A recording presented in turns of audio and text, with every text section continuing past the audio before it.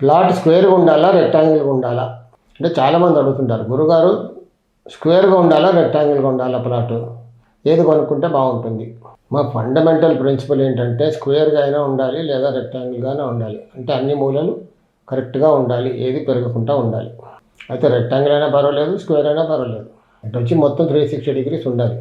Compass కూడా ఉండాలి. సరే కంపాస్కి కొంచెం అటు ఇటు పర్వాలేదు. ఈ రోజుల్లో కరెక్ట్గా ఎక్కడ దొరుకుతున్నాయి కంపాస్కి?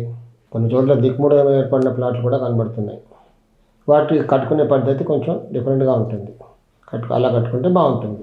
ప్లాట్ కొనుక్కున్నాక సరే స్క్వేర్గా ఉండి కట్టుకోకూడదు. స్థలం స్క్వేర్గా కొనుక్కున్నాం కానీ స్క్వేర్గా అలా కట్టుకోకూడదు. ఈశాన్యం పెంచాలి. రెక్టాంగిల్ కూడా ఈశాన్యం పెంచాలి. అంటే ఈశాన్యం అంటే 2 రకాలుగా ఉంటుంది. ఈశాన్యం పెంచడం 3 రకాలుగా ఉంటుంది. ఒకటేమో ఈశాన్యం పెంచడం, ఈశాప్రాచ్యం, ఉత్తర ఈశాన్యం, తూర్పు ఈశాన్యం పెంచడం. ఇంకొకటేమో ఉత్తర ఈశాన్యమే పెంచడం, ఇంకొకటి ఊరికే తూర్పు ఈశాన్యం పెంచడం. సో ఇలా పెంచి కట్టుకోవాలి. స్థలానికి ఈశాన్యం పెంచాలి, అలాగే ఇంటికి కూడా ఈశాన్యం పెంచాలి. స్థలానికి ఏదైతే పెంచామో ఇంటికి కూడా అదే పెంచాలి.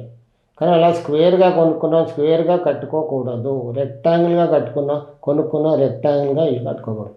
ఈశాన్యం పెంచే కట్టుకోవాలి. అప్పుడే మంచి ఫలితాలు ఉంటాయి.